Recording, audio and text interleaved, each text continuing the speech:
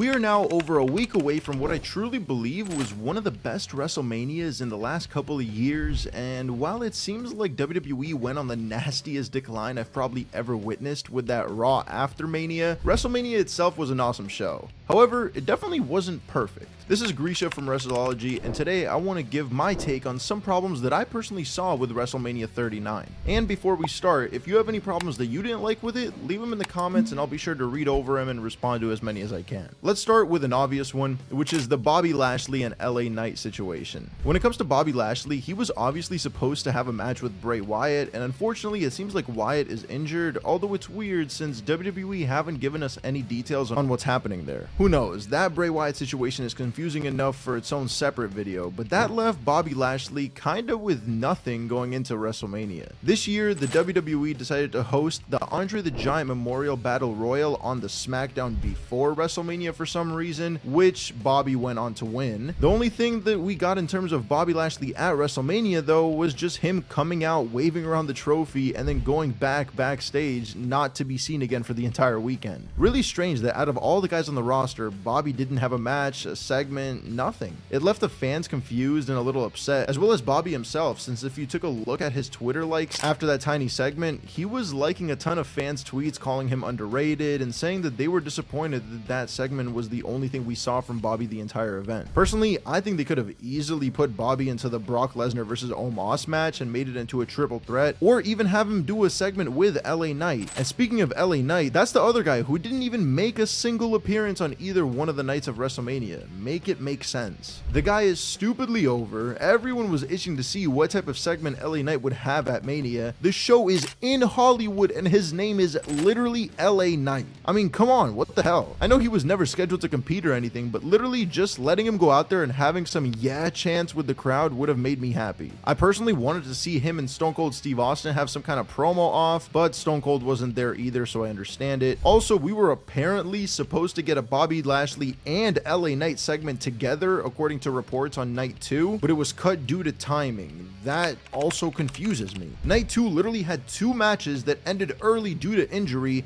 and instead of WWE giving us a quick 5-minute LA Knight / Bobby Lashley segment, all we got was recaps of something that we watched literally the night before. Baffling decision in my opinion, and definitely disappointed me. Hopefully Bobby Lashley and LA Knight start getting booked better moving forward. However, if Vince McMahon is truly taking over creative again, I really am scared for LA Knight and his future in the company. You know what I'm not scared of though? Talking with the Wrestleology fam, I just want to give a quick shout out to our new Wrestleology Discord server, linked in the description down below. We have tons of cool chat rooms, voice chats, and bots in there for you guys to hang out and talk about anything you want. I really want to interact with you guys more, and this is also another way for me to be able to update you guys about anything regarding the channel. So go down to the description and join it, guys. I'll see you there. But anyway, the second thing that I personally didn't enjoy about this year's WrestleMania was the lack of surprises, but also the surprises that we actually got. This also ties in with the whole Bobby Lashley and LA Knight situation, because this was also time that could have been used for either one of those two, but instead the surprises we got were a Pat McAfee return and a Shane McMahon return. Now, I know a lot of people like Pat McAfee. I really don't understand that personally. For all I care, Pat McAfee could never step in the ring again, and I wouldn't bat an eye. Same goes for Shane McMahon. When I think of WrestleMania return surprises, I want to see some real free agent signings, NXT call-ups, maybe some insane legends coming back like a Rock or Stone Cold.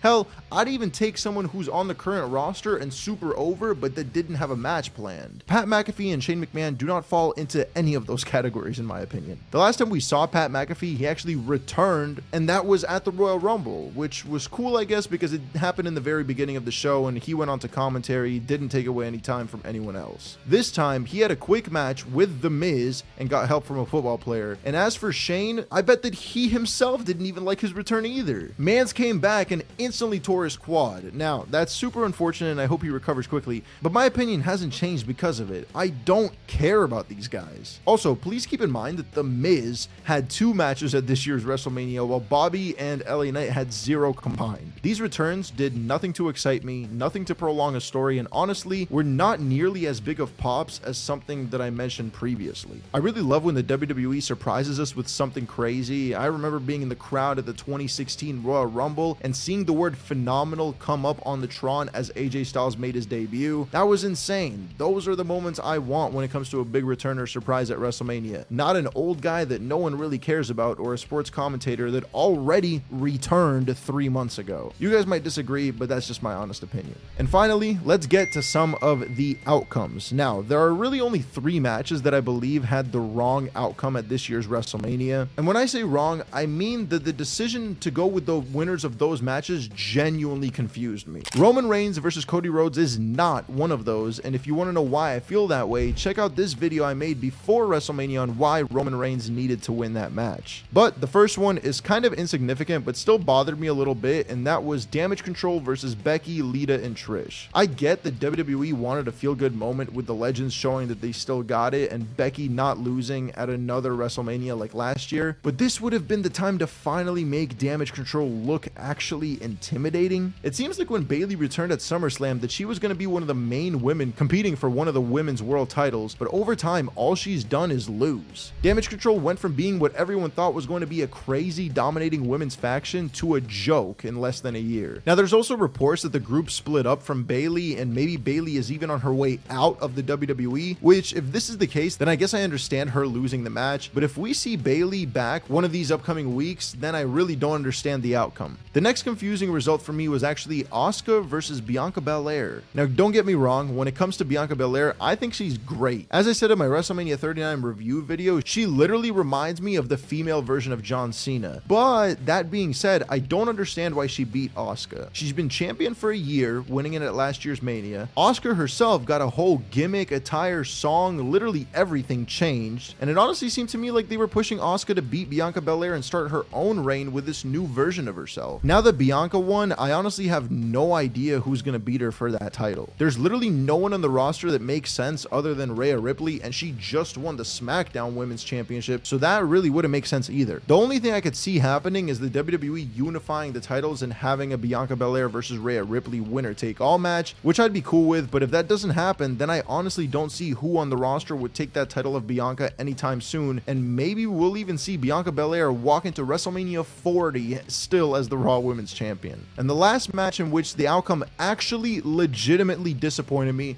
was Finn Balor versus Edge. This was actually the only time in the entire show that I honestly just hated what I was watching when the bell rang and the announcer said that Edge had won the match. Now don't get me wrong, Edge is by far one of my favorite wrestlers of all time, but this was by far the most confusing outcome on the entire card. Finn Balor brings back the Demon, which is not supposed to lose, just to lose to a concerto, not a crazy spot off the cell, nothing. Hell, even if those happened, I still think that Finn should have won. And I get that he got injured with a huge cut on his head during the match, and that might have changed the result mid-match, but come on, man. Finn has not looked like a main eventer since SummerSlam 2016, and it's only because of how he's been booked. With this loss to Edge, the Demon character, in my opinion, is as good as dead. He's lost way too much, and while the Samoa Joe and Roman Reigns matches might have been an okay call since they both kind of elevated both of those stars with a win over the Demon, what does Edge have to gain from this? He's most likely going to officially retire this year, and if they wanted Edge to get one more WrestleMania win before retirement, why did they just, I don't know, not use the Demon? I'm still very salty about this, especially since I just really want Finn Balor to be treated like a main eventer. He has everything that the WWE would need in a top guy, and I just really think that he needed this win, and the WWE made a mistake. Even with the head injury, a quick coup de grace for the 1-2-3 would probably have even been safer than hitting the wide open cut with a steel chair. Truly baffling. But other than the things we just covered, I overall really did like this year's WrestleMania and would go as far as to say that it's my favorite WrestleMania since WrestleMania 31. And if you want to know why, then go check out my review posted on the channel. But as always, I want to know what you guys think. Do you agree with my points? Do you disagree? Do you have any to add? Let me know in the comments, and of course, if you enjoyed the video, drop a like on it and subscribe to not miss the next one. Join the new Discord, and thank you so much for watching.